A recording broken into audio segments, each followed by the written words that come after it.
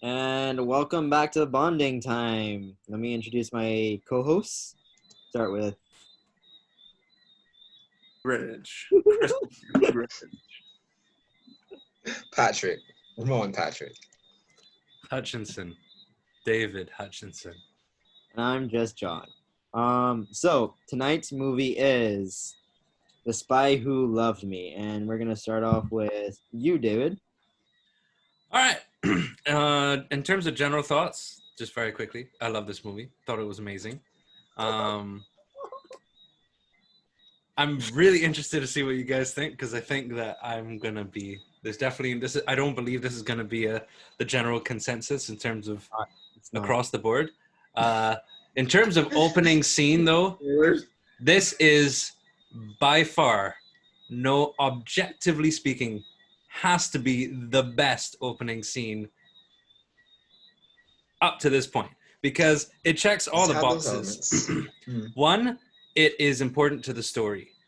Two, it combines being part of the story, but also you see Bond on another mission. So it's like the two kind of Bond openings they've done in the past, and they combined it in this one, and it works fantastically. You get to introduce to Triple X, you get introduced to, well, you don't actually see the villain, but you get introduced to Bond, which is the first time it's happened in the Roger Moore series. And so he comes off the ski slopes, has that amazing soundtrack with the, disco in the 70s, typical 70s music. But it's like they take one of my favorite parts from On Her Majesty's Secret Service and like just put it in the opening of this movie and they top it. Like the ski scenes in On Her Majesty's Secret Service were great. They top it in the first 5 minutes of this movie, which is ridiculous. And that scene where he jumps off the cliff, that's amazing. Someone actually did that. Has to be one of the best stunts of all times. And these Roger Moore movies have just had the best stunts so far. Live and Let Die had the crocodile jump, then they had the cartwheeling car, and now this ski jump.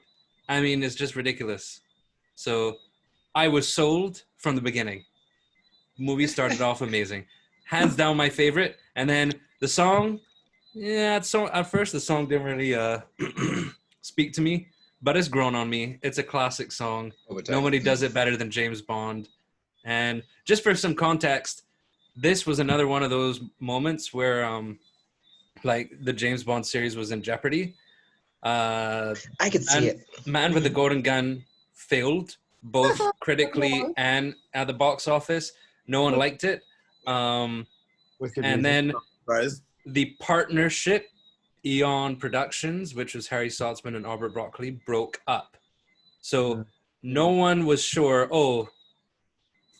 can James Bond survive that? And the whole thing with Eon Productions is like everything or nothing. That's what it stands for, Eon.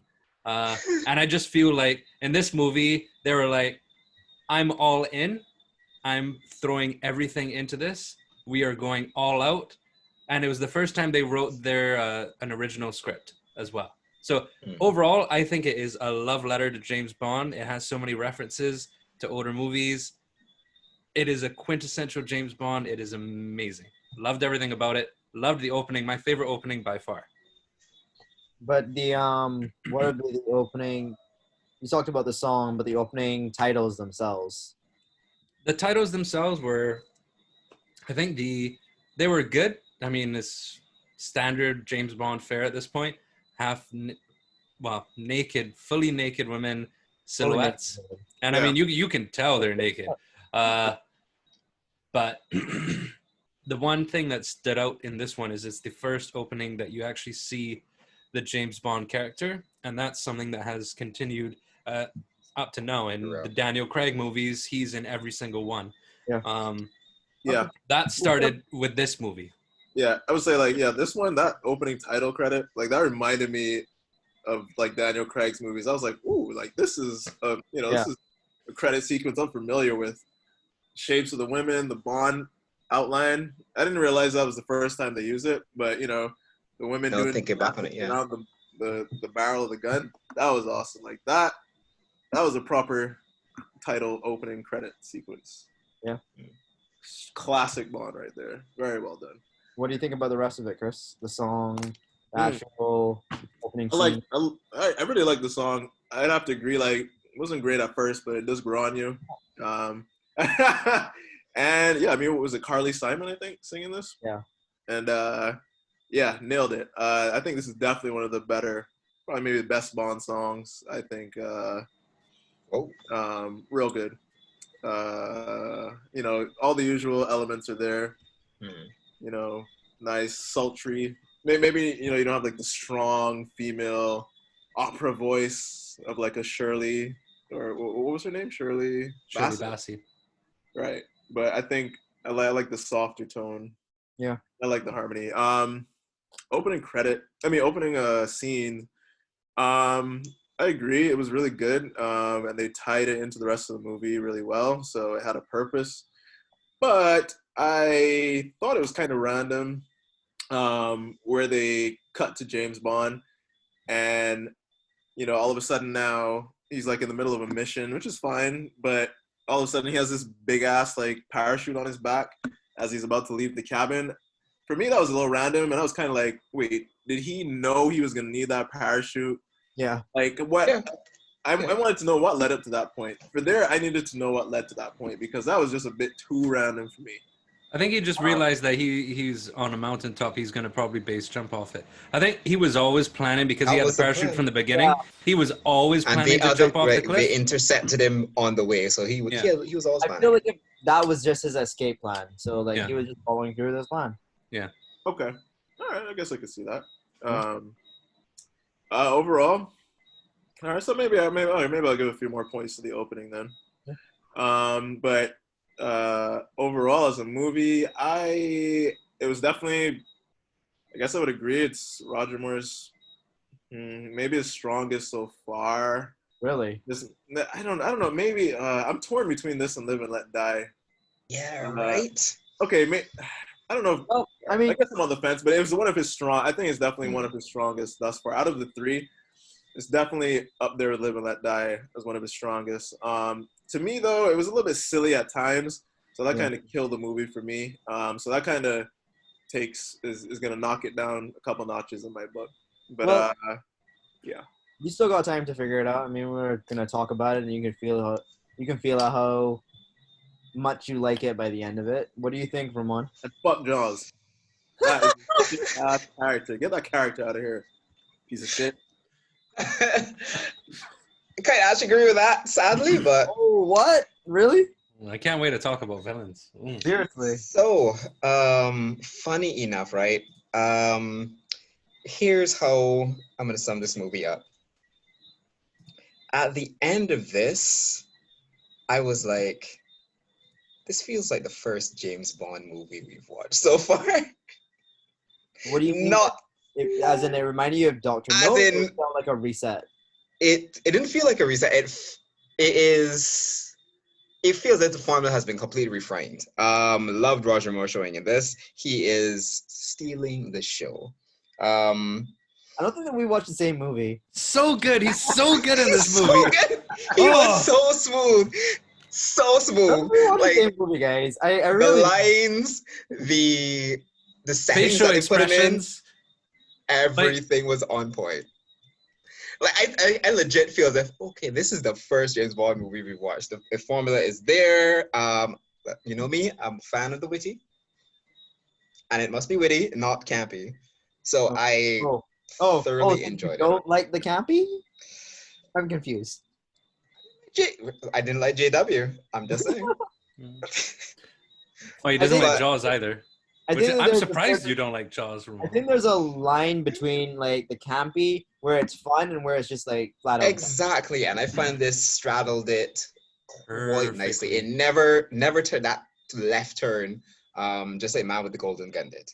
It stayed to the center, stayed true, and at the end I was like, ooh, I watched the James Bond movie. I'm happy. Like the formula was on point. So opening and stuff. As Dave said, it mattered to the movie. We get the introduction to Triple X. We get the introduction to Bond and her connection with Bond. Yeah. And as Dave said, the actual ski, it started out with a bang. The action was on point. the opening sequence, as Chris was saying, the ladies were on point as well, and it's the opening scene is I would say the second best so far in terms of cinematography to me. And then the opening song it's good. Definitely grew on me, but not necessarily in my top 5 so far. Yeah. What do you think, John? Well, I think it was a solid opening in terms of the ski chase actually was like a good little tidbit. I like the way that they introduced Triple X. I like the fact that there was technically not a funeral, but somebody died that had significance, and I don't know, it's weird. I look forward to see who dies in the beginning of James Bond movies now. Whether it's their funeral or they actually died, like there's always something like something goes down. And I appreciated that. But I thought that overall the song, the opening titles, and the opening sequence were very, at this point, we're 10 movies in, right? There's nothing, I didn't think that there was anything particularly interesting about it. It was very run of the mill for me, or maybe not run of the mill, but it was very middle of the road for me, where I don't think that I would remember. I think that I'll remember Triple X. I do not think that I will remember this opening specifically. So it was okay. When I broke it down, it was okay. It wasn't like over the top crazy and made me think about that. It wasn't like really, really bad. It was middle ground for me. That being said, Triple X, I think that I'm going to remember her as a Bond girl. Let's just jump right into that. I think Triple X was, as the Bond girl, I don't know about you guys, but there's no debate. She's the Bond girl, 1. And 2, she was really, I enjoyed watching her. I think that she's like, so far, my top 3, just with Tracy and Solitaire before her, I thought she was awesome. She was competent. She was really pretty. She also had like a storyline. She had a reason for being there. I really enjoyed watching her. What do you think, Ramon? I like the character building that they gave her. I don't know if I believe the actor. In what way? Like you? Yeah. How to put it? This is when this movie was shot in what the Let's just say she seemed as if she was like a 1950s period piece. Like, I think I know what when I was watching her, I noticed some of her delivery, her line deliveries were a little flat.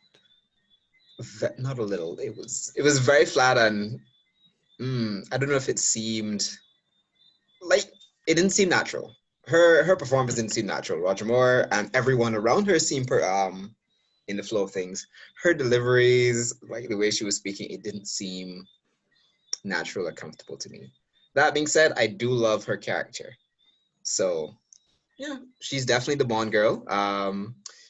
You're right, John. She was cute, but I like that she was cute, and then there were more women there who were also attractive, and it was just like this play. Roger Moore shined at that point. Like, he was the Bond that is the Playboy Bond, basically. Yeah, he was a good Playboy Bond in this one. What do you think, Chris? Yeah, I'll agree with you guys. Of course, she's the main Bond girl in this. Who's the actress? I have no idea. Barbara Bach. Barbara Bach. Yeah. Barbara Bach. Yeah. I liked her character a lot. It was refreshing. It's always refreshing when they do a Bond girl who is right there, equal to Bond. It's not like just some clueless person being led around from scene to scene by Bond. Yeah. I like the interaction between her and Bond and the quips, especially when there was a scene where they're in the van trying to get away from Jaws. Yeah. And like she's like trying to get away, but Jaws is like stopping her, and like Bond is just like giving it to her good, like you know, you say like, ooh, women drivers or something like that, And or her retorts as well. Yep. Yeah, like, yeah. but she's giving it right back to him, and it's just like love it. And you know, I also love the competition between her and Bond. You know, where they're trying to show, you know, I know more than you do about this bad guy, or you know, I know the best way to get this guy. You know, I like, you know, I like that about her character too, competitive. I mean, there was a point in the movie where I thought Bond had the upper hand on her, and I think they were on like some boat, and then she just ends up poisoning Bond or knocking him out with some Knocking like, him out, yeah. with the gas in her cigarette or something. That got me right there. I was like, holy shit, didn't see Yeah. that coming. I loved it. Like, so they definitely kept me on the edge of my chair with her character, and you know, it was just happy. I was just happy to, you know, see her as a character that doesn't just like give in to Bond. Yeah. Just, you know, just like that. You know. You're right, Chris. Though I mean, Yeah. I think it's a combination of what both of you said. I like the tit for tat nature of the two characters. I wonder though if that would have come off a little bit better if there was a better actress playing her. If that would have been, because we gotta say when it comes down to things like this, it's all about chemistry, and he does have a lot of charisma. On-screen And- charisma. Yep. On-screen and- charisma. I now that I think about it, Ramon's right. There was a couple of times where it was like he was giving charisma and she was giving cardboard box. And like, you know, if he really did have someone to play off of, that might have been even better, you know. I like the way that they wrote the characters. I think that's how it had to be done. Mhm. But if they had a better actress or a different actress, it might have been a little bit different. Yeah. I think you might be right. What about you, Dave? What would you think? Well, I agree with you. Obviously, I think the Bond girl is Triple X. Quick shout out to Naomi because I really liked Naomi too. I just had to look up her name because I forgot it. But she's Oh yeah. she's Stromberg's henchwoman. Bodyguard. Oh, yeah. And She was I gorgeous. love she was so gorgeous, and I love how Bond is kind of she's flirting with Bond, and laughed after at this point Triple X and Bond are a thing, and you just see the looks Anya gives Bond. And it's like one thing I'll say about Barbara Bach, I think they did have chemistry, and you can like even in those scenes you can feel it. Certain ones, yeah.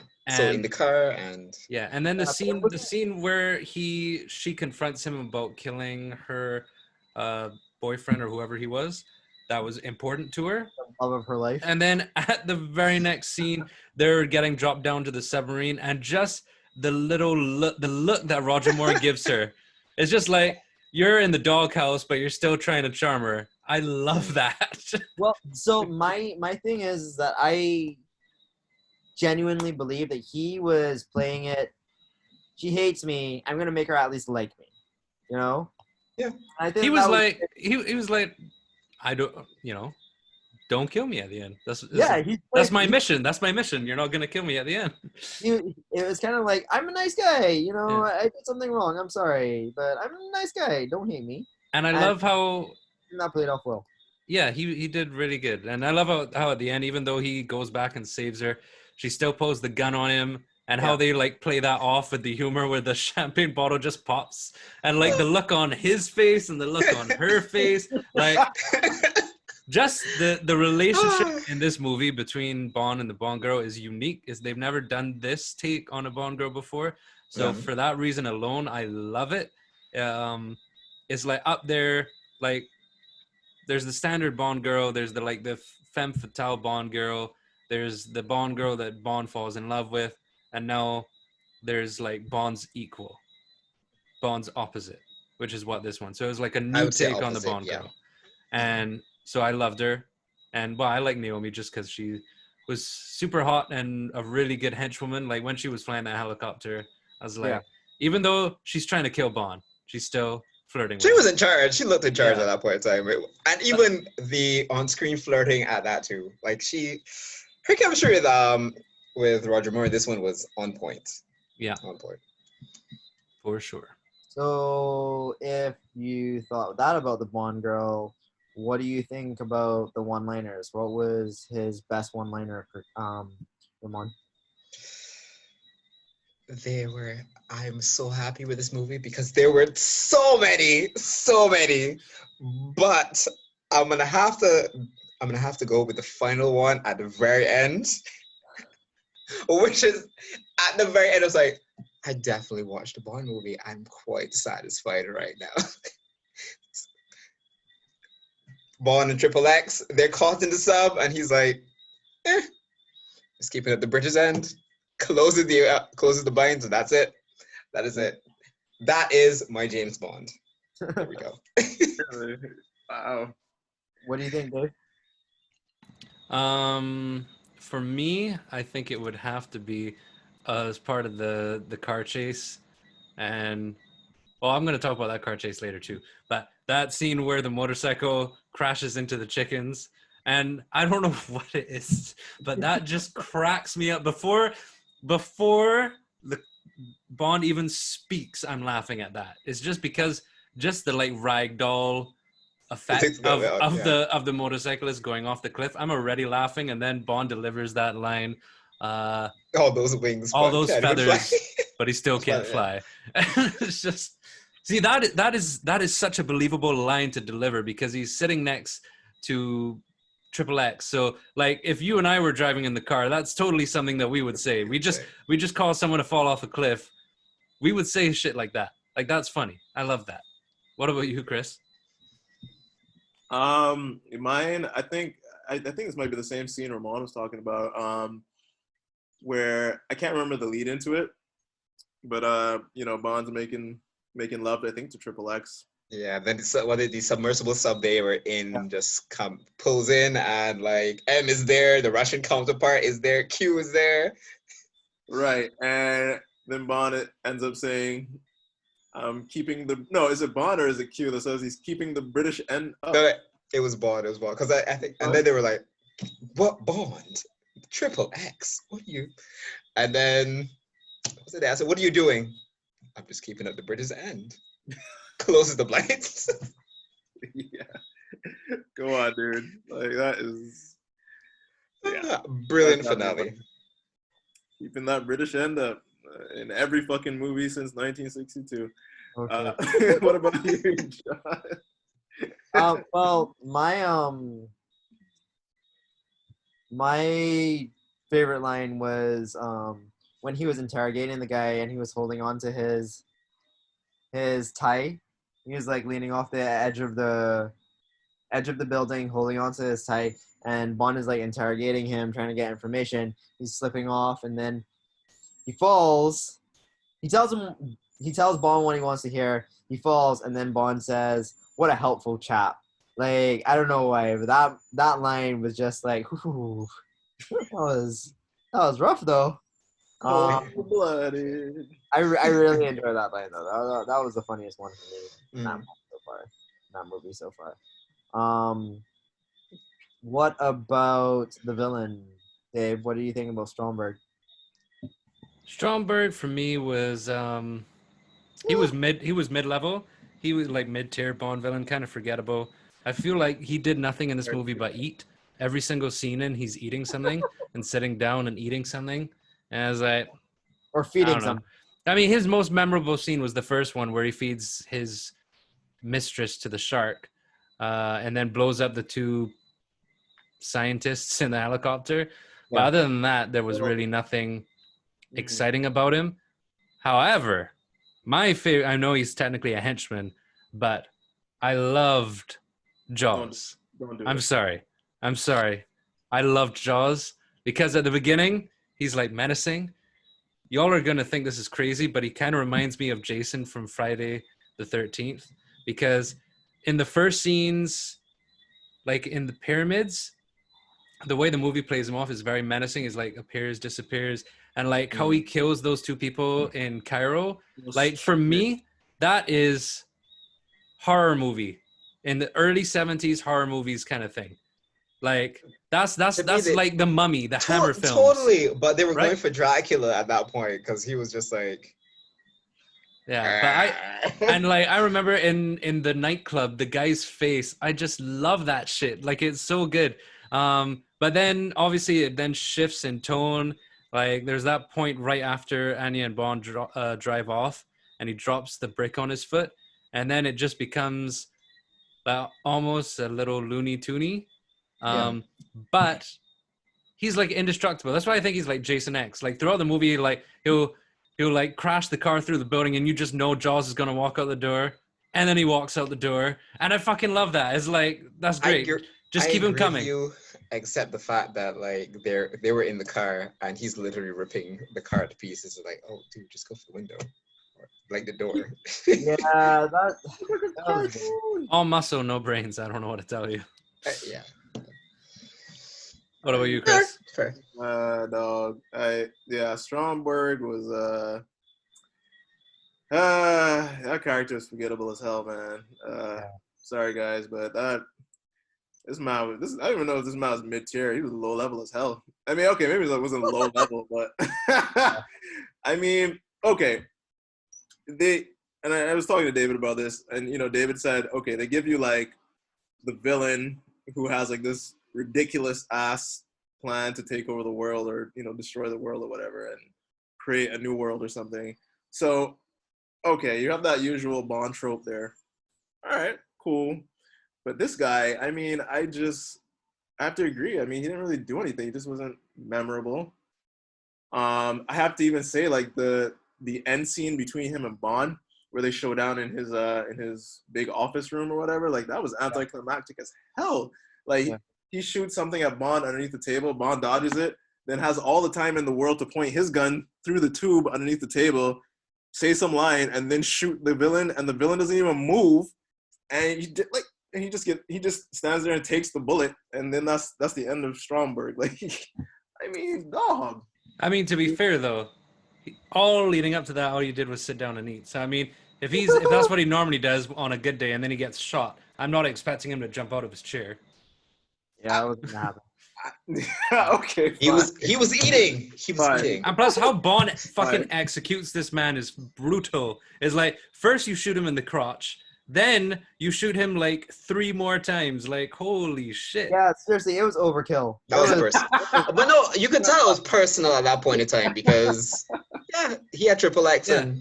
Well, also it's because he tried to shoot Bond in the crotch, and it was just like, nah, you don't mess with my golden gun. Nice. I mean, sure. Well, then I don't like the fact that they built him up, but fine. A mediocre ending for a mediocre villain. Like, just that's a good place. Yeah, that sums it up. Fair enough. Yeah. Go back to the drawing board. Come again, guys. And then Jaws, man. Like, I agree with you, Dave. Yes, they built him up as menacing in the beginning. When he first appeared, he was intriguing, but they lost it for me when he, even in that same scene in Cairo, where he slowly descends on the guy's neck, right, bites him like a vampire. I'm like, what the fuck is this? Like, dog. I loved it. I loved that stuff. It's all being playful, Chris. Appreciate it. No, I mean, he's a menacing figure. Like when he appeared in the train, like that would genuinely jump someone in the cinema. Like, oh yeah, that was menacing as hell. Actually, yes. Now that you say that fight between him and Bond was really good. You could see the terror on Bond's face. I'll give them that. That fight was excellent, and I feel like Bond hasn't come up against that type of henchman, someone who just like overpowers him like that. I mean, like he has Bond up against the wall, choking him out. You could on the roof, on the roof, and like Bond's eyes are like saucers. Like, holy shit, I'm about to die. So, I'll give them props there. But overall, Jaws, man, he was a bit too silly for me. And nah, come again, guys. I don't know. What do you think, John? I thought that Stromberg was forgettable. I thought that he was like his plan was okay. The submarine thing was okay. I thought that nothing about that was particularly interesting. Like this to me would have been very much a James Bond filler mission. In between Spectre runs. This was like, oh, by the way, some submarines are missing. If you could go figure that out, that'd be great. By the way, you're working with the Russians. That's cool. This would be like, huh? So question, would you have preferred Blofeld? Oh my god. No, but here's the thing, right? Blofeld is the highest and the bottom because I think the idea of Blofeld is really, really good. This guy was middle tier. It wasn't. What I'll give him is that he has style. Like his lair was awesome. Like he keeps people around him. I agree. It's cool. Like there were certain tropes about him that I thought were really interesting, but himself, like the fact that he was so cutthroat, interesting, entertaining, but it wasn't overall like. There wasn't a certain point where I was like, yeah, he'll kill Bond. There wasn't a certain point where I was like, yeah, he's gonna win this, you know. Yeah. So I mean, like, I wasn't particularly threatened by him. So here's the reason why I like Jaws, right? I like Jaws because they called him Jaws and then he bit a shark. And I feel like if that was Bond movie. Oh yeah. That was like a well worked on pun that someone thought up and thought would be hilarious. And I got to see that come out on screen. And that makes me so happy. So very, very happy. So whatever you want to say about Jaws, you can say it. Because he fucking killed a shark. He bit a shark. Yes. As I said, this movie had it was witty as hell. Well done. Very well done. But for me, the villain, Stromberg, as everyone's saying, mediocre at best. I do like how they built him though. The marine biologist, loner. I'm gonna blow up the world and have it safe for the fish. They're my only friends. They're my only friends. Is that what he was? He was a marine biologist? Yeah. I was genuinely trying to figure out, like, wait, B, why are you so into fish? Like, why are you... I missed that part. Cool. Wasn't he trying to, like, start a whole race, a new population underneath the sea or something like that? Or... Yeah, that's exactly it. Like, everyone's underwater, we're here with the fish, and it's going to be Atlantis. He was watching too much Little Mermaid. Wow. Wait, where was I when he was, like, explaining that part? I got the whole he's going to start a war and he's going to save the world from humans. And I got the, like, webbed hands thing, which was very odd to me. Like, why do Bond villains have to have, like, physical defects or be physically weird? It's just... I didn't even realize the web hand thing. I didn't realize Okay. that either. Yeah, it's so subtle. I know it was there, but it's that's why they said he doesn't like to shake hands. Mm-hmm. That's why. Okay. Okay. That's why Blofeld from On Her Majesty's Secret Service is the best. Is it? But that just for John. Well, now Blofeld would not have worked here. Nah. So funny thing, they actually were trying to they wanted Blofeld to be the villain in this movie, but they couldn't get the rights to him. That's why Blofeld never showed up again until Spectre, because there was a whole legal suit going on. The whole story behind Thunderball, that before Dr. No came out, they tried to make a movie with Thunderball and came out with Spectre and Blofeld. So Kevin McClory, who then did Never Say Never Again, he got the rights back after 10 years, so they could never use Blofeld. Yeah. That sucks. Yeah. That makes sense, though. Okay. Yeah. Maybe that was for the best, though. Yeah, I think so. I don't think that I would have enjoyed seeing Blofeld. I think Blofeld is very played out. After how many movies he's been in, let's just put him on the back burner, because I don't think if the bad guy... Actually, I could have believed the bad guy would be a member of Spectre if, like, you said he was a member, sure, but...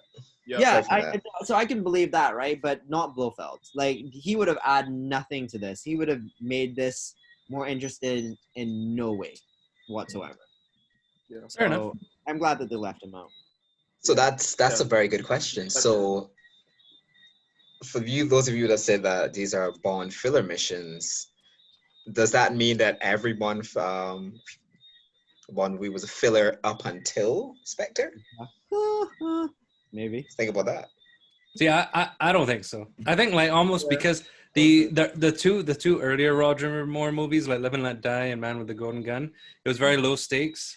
There wasn't like That's true. this was literally world's not on the line. they were gonna like blow up the world and start a master race under the sea. That's like I think that's like the highest stakes we've had in a Bond movie this far. It's true. But there's a difference. Okay, so you can have high stakes in terms of like that's what you want to do. But I also want to poison all the KFC and let all the fatties die. So I mean, just because I want that to happen doesn't mean that it's anywhere going to be close to Is being this the next plot, John? I'm just saying, right? I'm just saying, like, you can have a lot of lofty goals, but at the end of the day, we're talking about execution, and I did not see him as menacing enough to like, yeah, he's actually going to achieve that. Yeah. Yeah, I can see that. But I mean, he did have like nuclear missiles in the air on the way to like destroy maybe. Yeah, he was there. But I can see the point that you didn't have much faith in him. I could definitely. So if he were to get close to his plan, I genuinely don't think that it'd be a situation where people would be living underwater. I think that he would have just ruined the whole entire race. Like, he's not going to achieve his goals, guys. At the end of the day, he's just not going to achieve his goals. He might be the one idiot that gets close enough that just, like, ruins everything for everybody else. But I didn't see him as, like, winning ever. Yeah. Agree with that. So, Dave, you gave your thoughts on the bad guy? Yep. Villain? I think Ramon did too, so I think that's everyone. Yeah, that brings us to final thoughts and overall score. Chris? Well, overall, Roger Moore, as Ramon said, he was at the top of his game on this one, like suave, swag, charm the panties off of your girl, like, type of Bond. He was great. Chemistry between him and Triple X was excellent. I thought she was a really good Bond girl. Aside from the fact that maybe she didn't deliver, all her lines the most convincingly at times. We didn't really talk about the action scenes yet. I might leave that one for Dave. I think he has a couple of opinions on that. I thought the action was really decent. That chase scene with the Lotus was really well done. I liked it. Villain was crap. Henchman was crap. Yeah. I really like the train scene. I have to go back to, Dave brought up that train scene. I really did like the train scene and the fight between him and between Jaws and Bond. I actually liked that. That was like, my heart was racing just, a little bit there. I was like, whoa. I appreciate that Jaws was a big menacing character, and I like that. And I wish they kind of kept that energy, that seriousness, throughout the whole movie for his character. Overall, I think this is one of Roger Moore's strongest. You have all the usual Bond tropes in this one. I was discussing with Dave, and had to, he kind of brought that up, and I kind of agreed. You have all the usual Bond tropes. Villain with a big dastardly plan. High stakes. Pretty women. Bond trying to save the world. They did have quite a few gadgets in this. So I was actually They did have cool gadgets. So, right. Okay. Let me say that quick. Like, that submarine car took away from me a little bit, man. I was like, what? That I mean, Yeah, I loved it. Loved it. Loved I it. loved it. That would I have been thought it was the coolest thing in the world. If there was one cool thing about this movie, it was that goddamn submarine car. Car. Oh yeah. Oh. That car only comes second to the DB5. Like that is the best Bond car aside from the DB5 because it can't beat the DB5. It was the first. It's the classic. But goddamn, I'd love if they brought back the Lotus. I can't get around that submarine car. I was just like, what is this? Like Coolest thing ever. Like what? You just drove the car into the water and now it's a submarine. Just drove the car into the water, dude. Overall, I'd have to give it. I think despite what I said, I gotta give this one an 8. Okay. Decent movie. Even though I think it's a bit too silly, I can recognize that this was a strong outing for James Bond, a strong Roger Moore James Bond movie. What do you think, Dave? So I love this movie. The key, like, to talk about stuff I haven't talked about yet, like two of the biggest things that I think elevate this movie so far up is it's almost the perfect combination of everything that's come before. Like in terms of the opening scene, which I talked about already, that set a bar because it was like up until now the opening scenes were more espionage. This changed the game up even now to today where it's action in the opening scene. In the previous movies that wasn't really the case. It was more setting up story or the end of a mission or something like that. The Lotus car chase was so good. That has to be the best car chase in the series so far, by far. I don't know if that is ever going to be topped because it's just like they have the motorcycle try and blow him up, fail. Then it's Jaws and the henchman shooting guns at him, and then he uses a gadget, and then the fucking helicopter comes up and doing all these cool helicopter stunts and flying so close to the ground. It's true. And then the car turns into a fucking submarine. And then it's like Thunderball underwater action. It's crazy. Like we were talking last week, John, you mentioned how they would recycle stuff from older movies. This movie had a train scene. This movie had skiing. This movie had underwater fighting. This movie had a megalomaniac villain with a crazy plan. Sharks.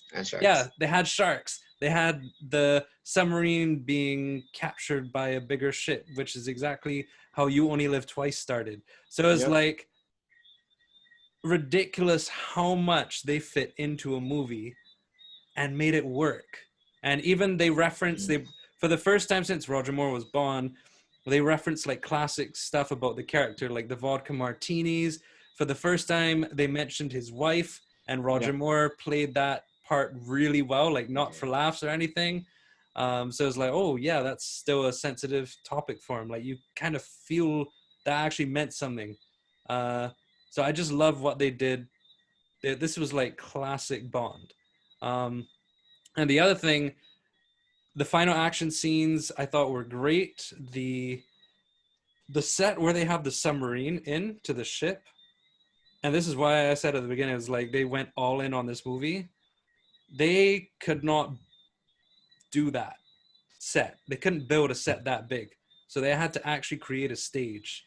So they spent over $1 million to create a stage that is still used to this day and has been rented out for multiple movies to make that set. And like movies that you would never expect to be in that. So like that was in that soundstage was used for Harry Potter, all of the Bond movies since then, like Lara Croft, Superman, Batman, Prometheus, Star Wars. Like it's incredible. And that all started from this movie. So it's like this was a point where the franchise could have like gone under, and the producers were like, nah, fuck it, we're gonna build a soundstage. We're going all in. And I don't know how they made it work, but this movie just works so well for me. So I'm giving it a 9. All right. And you, Ramon? 9. No, this really is gonna be hard because I was I'm on the fence because as I was saying, I watched this and thought this is the first Bond I'm seeing. So as a Bond movie, like this would get a 10. But as an overall movie, it kind of lulled quite a bit for me. So, I'm gonna have to give it a 7.5, maybe. Wow. I thought that you were gonna give it higher. Yeah, I thought he was going for an 8. Yeah, for a Bond movie, it hit every single thing well. But I'm not gonna lie, it lulled and I kind of fell asleep a little bit partly. Where does it lull? Well, Ramon finally gets what he wants, and after all this time, he is like, I'm over it. Took too long. Actually, I'm gonna change that. I'm gonna change that to an 8. Yeah, that's what I thought. I'm I didn't choosing think that you were gonna I'm stick choosing at the 7.5. Yeah. Actually, So, sorry, go ahead. funny enough, I thought that this movie, I agree with Dave. I saw so many references. I saw so much stuff that was like, I saw so much stuff that was just referential, and I appreciated it. I noticed that they had the ski chase, they had the underwater, they had the helicopter, they had submarines blowing up, they had everything in this movie. Right? Here's the thing. Just because you have those things does not make the movie good. Like, because you can have all of these random things happening and it's entertaining, but does that mean that you have a really great movie at the end of it? That was kind of the question for me for this movie, because I thought the best thing about this movie was the action. Unfortunately, I'm not the type of person that only watches a movie for action. So there's got to be more going on. And to me, the villain wasn't threatening. The Bond girl, as much as I liked her, she didn't change Bond in any way. She doesn't develop his character in a significant way. She's just like an interesting, like, to me, she's an interesting rival, but they have witty banter, but she doesn't actually push him far enough to like make him a better man or to like shake him down to his roots where he's like, hey, am I doing a good job? Like, she's a good counterpart, but not in a significant way. And I think part of that actually speaks to the fact that anybody who played against him before, they kind of were inferior to him. She was not superior. She was almost on his level, but it kind of like, it didn't have like a big chemical reaction where it blew up. It was just kind of like, okay, cool. They're on par with each other. He's got a partner. She could have been Felix at some point, you know? Like, she could have just been like his rolling buddy, which is cool. I don't have a problem with that. But she didn't like catapult him to do anything great. The biggest thing that he did with her in terms of her is going to save her. And I mean, not to sound bad, but if he didn't save her, it wouldn't have been that big a deal, you know? He wouldn't have kept the British end up. Oh, well, that's sure. He would have been one less life. I feel like if she had died, it would have been anything like when Tracy died, it was monumental. If she were to die, it would have been like, okay, you know, another agent died. She knew what she was getting herself into, and we move on with our lives. So for me, although this movie did have a lot of things, and I did think that it was entertaining, this is a middle of the road entertainment as opposed to like I'm riveted and I'm like, yeah, I need to watch this more. I need to watch the next one. I need to like, if this were the first Bond movie that I would have thought, I was like, okay, James Bond is kind of cool. And then I moved on with my life, as opposed to being like, that was awesome. I need to watch these. I need to watch the other movies. I gave it a 6 because that's the way I feel about it. It's very middle of the road for me. So even with the Jaws reference, what? Yeah, I mean, like, again, I like the Jaws reference, but that's like, I mean, I felt about it too. how many puns am I gonna give for a pun? How many points am I gonna give for a pun? Like, I mean, All of them. it's you gotta, It's James Bond. but it's not. He wasn't a perfect henchman as well. And you know what I actually really dislike about the henchmen I realize in Bond movies is that there's a big disconnect. It's the villain sets the henchman on James Bond. Even when the villain is dead, the henchman is still going after him. And it feels like if the henchman operates autonomously and they become their own thing, it's like Yeah. the villain sets out why James Bond needs to defeat the come out on top, and then the henchman is literally just the physical representation of he's the representation of physical danger for James Bond, because most times the villain isn't like a strong guy that's gonna like beat up James Bond, so they need to have some sort of like physical representation of that. And I feel, for me at least, after the villain's dead, the henchman should just be like, all right, cool, well, I guess I'm not getting paid anymore, so I'm out.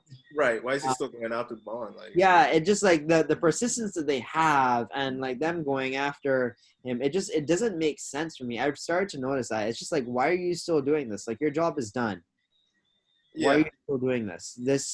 Just a disconnect there. I can see that point actually. Actually, I'm not gonna I believe it with the man with the golden gun. This one, nah, I don't. Yeah, I think it's happened a lot of time with the misters from Diamonds Are Forever. I was kind of like, why are y'all aren't getting paid? There are no more diamonds, and y'all are like really going in now. This seems unnecessary. Same thing with Teehee from Live and Let Die. Hold on, I saw that because I feel as if like they've had a friendship or something that seemed tangible. Yeah. So if he was to kill Bond right after, I believe it. Yeah. So yeah, Dave, what's the tally up? How did this move here? I'm gonna make a quick change. I'm gonna knock down a 7.5 from an 8. But Chris, here's the thing though, right? I feel like we're not doing 0.5s yet. We're gonna do 0.5s later. So it gotta be an 8 or a 7. So like, just give it a 7. Yeah, dude. Wait, what? Close to 8 for me. Close to 8 for me. You gotta be able to do. Come on. You can do 7. You know why? I actually think that y'all need to lock in pretty. Okay. Well, I'd say it's closer to an 8 then. Yeah, I think that y'all should lock in because I'm almost certain, right, that when we go over this movie again, the only person who's really going to remember this movie is Dave. I think we're all going to remember it as it was an okay movie, right? But there's not going to be anything specific about it that we're going to be like, yeah, that was real good. And there's going to be another movie. I think I couldn't believe that y'all thought this was the best installment for Roger Moore so far. His performance though, John. Yeah, No. Roger Moore he did come into his own as James Bond here. I do believe him. It's not like, oh, who's this guy trying to play James Bond? He is James Bond now. But this movie overall was not the best. Like, Live and Let Die was significantly better as a movie. Okay. Yeah, agreed. I don't know if I agree with that. Yeah. I think because I take your point. Silly as fuck. I love Live and Let Die, but this movie, and I take your point, is like, oh, they had all these references, but it doesn't make a good movie. I actually think it's harder to make a good movie if you're putting these references in. I agree. Because I agree. It's harder to make it. Yeah, it's harder to make it seem cohesive. But this movie pulled it off because it's only after I was thinking about it, is like, oh shit, this movie had a train scene from Russia with Love. Underwater, Thunderball. It had gadgets. It had a car chase, Goldfinger. It had this crazy plan. It's like all these things I associate with James Bond, and this movie had every single thing, and it worked. But here's the thing, though, Dave. This wasn't a fan film. This wasn't like people paying homage to James Bond. This is. Excuse me. Exactly what John was saying, which is why I say as a Bond film, I gave it a 10, but as an actual like film that we had to rate. So the other thing is, like in terms of there's certain parts in terms of the spy genre which are classic. There's like Archer, for example. There's always like, oh, he has to go into outer space because Moonraker. Austin Powers references that. So even though when we get a Moonraker, we'll talk about that movie. But this movie for me is like, oh, every spy series has to go underwater, not in like just be shooting people with spare guns, but have to have like an underwater layer, because The Spy Who Loved Me did it. Like for me, this movie isn't just referential to what came before. This movie stands on its own, but it is James Bond.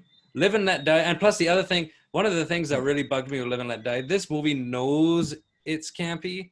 And like, so with Jaws, they treat Jaws like a campy character. So for me, it works. In Live and Let Die, I hate how Kananga dies, because for me, up until that point, he's been treated. I mean, yeah, the movie has silly parts, but his character isn't being treated like that. And then they do one of the worst effects I've ever seen in a Bond movie, and it's just completely ruined it. Well, so that actually is a big line for me, because again, I didn't think that this movie was campy. I think that this movie actually took itself pretty seriously. The campiest part of this movie was Jaws, but I think that they isolated that pretty well. That Jaws happened. All right, hold on, John. I'm just gonna. I need to look this up. Which one came first, this movie or the Super Friends? Because I looked at that layer, I was like, oh, wait a minute. This looks familiar. You gotta really go do that. Go do that. Go do that while we're talking. I completely see where you're coming from, though. But so to me, this movie didn't. There are things that you look back and it's like, oh, that's weird. But this movie didn't treat it like if it was being campy. So I didn't take this as a campy movie. I actually saw this as a relatively serious movie. So the reason why I like campy things and not too much camp is because I think it brings a certain level of joy to it. And I didn't think that there was any like joy in that way coming out from this movie. At least for me. You know, it at no point did Stromberg be like, ha ha ha, people living, I'm going to create a whole new race of people underneath the sea. And he was like being ironic about that. And that was serious. Yeah, but Stromberg for me was the weakest part of this movie. I think for me, it was finding the balance of being self-aware, not taking itself too seriously, but still not being a parody of itself. Where I think Moonraker, when we get to it, falls completely on the other side of that spectrum and just loses balance completely. But this movie it had its fun moments, it was self-aware, but it wasn't a parody of itself. It knew what it was and it executed to perfection. Well, there's the thing. I think I now understand why you like this movie so much, because this movie wasn't just this movie. This movie was an homage to the other movies. And but I don't think so, though. I think this movie stands on its own. Like, if you were to introduce someone to Bond, like, who would you start with? You could start with this movie, too. Yeah, it did it all on its own as well. Sorry, it did it, all the things that were happened before, but it did it and made it its own as well. Yeah. So the homage, it was an homage and it worked. So I would have faulted for that. So here's the thing. I think that it's a good movie, but because I've watched all these movies, it just wasn't that interesting. Mm-hmm. I mean, I'm conflicted because I can't watch this movie not knowing what I've known about it. Maybe I could like not watch James Bond movies for 10 years and then go back and watch this and be like, oh yeah, that was amazing. But the reality is that we did watch 10 films already. And this just calls back in so many things. Yes, I do believe that it did use them effectively. So it wasn't like they're in the desert looking for water and then all of a sudden they're underwater. Like, that would have been absolutely ridiculous. They found a way to step away from that. But it was still very much, for me, a film that was like bringing together all of these things, as opposed to striking out on its own doing something. So that's my next question to you, John. Were you entertained through this movie? So and that's the thing, right? I was low level entertained. I would put this, if I were watching James Wan films and I was cooking and I needed a James Wan film to put on that I didn't need to pay too much attention to, but I didn't hate, I would put this movie on because it's perfect amount of, it's there in the background, but it's not like super, I need to be watching this right now. 7.5. I'm giving it a 7.5. I feel that's the reason why I'm giving it a 6 because it was very like it's not a bad movie. It's a good movie. I would consider giving it a 7, but it's definitely not an 8 for me. It's not like oh, this movie was great. It was okay. I could go to the movies and watch this movie and be like, yeah, that was fine, and then move on with my life. Fair enough. All right, so overall ranking across the 4, Chris, you gave it an 8.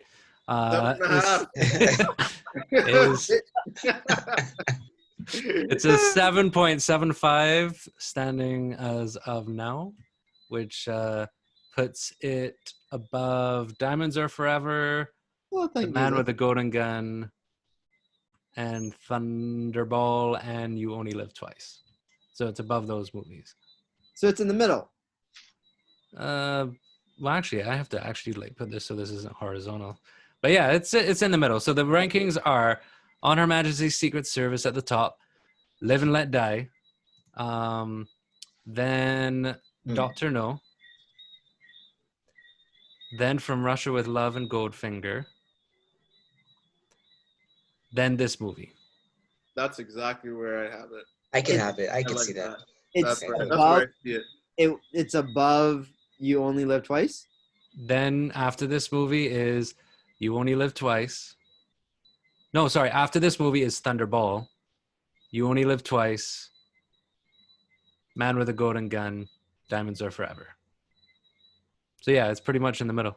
Yeah, well, I mean, that's where I think it should be. It's a middle ground movie. I think this is like the solid. I don't want to say middle ground. I would say a high middle, if it had to be in the middle. Okay. Fun Why- fact. Yeah. John, this you liked From Russia with Love more than this movie. I like From Russia with Love more than this movie. Yes. Wow. You That's- get From Russia with Love a 6.5. I gave From Russia with Love a 6.5. Yeah. Maybe you should rethink bumping this up to a 7. You know what? I'm okay. I'm okay with giving it a 7, actually. Wait, I was joking. Do you hate Yeah, From no, Russia with but- Love that much? I'm okay with giving it a 7. I'm okay with giving it a 7 because you see, again, right? 5 to 7 are okay movie ground for me. And again, this is an okay movie, you know. Maybe scoring it 6 was a little bit low, because I was entertained. Yeah, you know what? I'll give it a 7. I'll give it a 7. I'll give it a 7. All right. If you Okay, change wait. yours, If you, Mhm. if you change yours to 7, the overall ranking becomes an 8. It's still in the exact same location in terms of overall ranking. Love So that, it's still below From Russia with Love and Goldfinger, and it's still above Thunderball and You Only Live Twice. So no big impact of that shift. But as when we rewrite the Roger Moore movies in the context of the series, I'm sure these movies will That'll change. shift a bit. Yeah. If there are any other good Roger Moore movies, I feel like if y'all are like, I don't think that this movie is going to be anything better than mid-tier. There's only one other movie in the Roger Moore movies I think that can top this for me personally, that I remember fondly. And the thing is, I remember it fondly, but I don't really remember much about it. So, yeah, that was kind of how this movie was. I knew it was like, oh, I have good thoughts on this movie, but I can't really remember too much about it. I just knew it was Jaws, Underwater, and The Lotus. Yeah. Not even Triple X. Uh, I remember Triple X. I remember Triple X a little bit. Like I remember like when we were talking about From Russia with Love, I was like, oh, The Spy Who Loved Me did that whole Bond working with like a Russian person way better than From Russia with Love did. Like that whole relationship, like The Yeah. Spy Who Loved Me took that and made it so much better It should have been. Yeah. Yeah. in terms of the relationship dynamic. Well, Actually, not the like issue was that that movie may have get like a 9 or a 10. if she was better. Yeah. Well, If Triple X wasn't there. it's well, that's it, guys. You've got your rankings, and what's the next movie? Moonraker. Yeah, Moonraker. That's gonna be a crap. Start the expectations low there. Yeah, they're definitely low. I think I remember the poster where he's like in a spacesuit. Yeah. Yeah, that movie, that's not gonna be good. Oh, and on a completely random note, just for reference, Super Friends is 1973, and this one is 1979. So Yeah, so we know. No, this movie is 77. 1977. Yeah. 77, yeah. But we know what's up. Yeah. Going in, Yeah. I've seen it already. Going in, I had low expectations. So I'm right there with you, John. I had low expectations. Oh no. I can't wait to crap all over Roger Moore. This is gonna be so much fun. Once again, still my favorite Bond though. Not gonna lie. I overall though, I think that he's doing an okay job. I mean, I'm not a huge fan of Roger Moore. It's Okay. obvious to me that you guys have a affinity for him that I do not have. I like him. I like him a lot. Anyhow, that's it. See you guys next time. See ya. Cheers. Wait, how do I stop recording? Oh, Jesus. Blooper reel.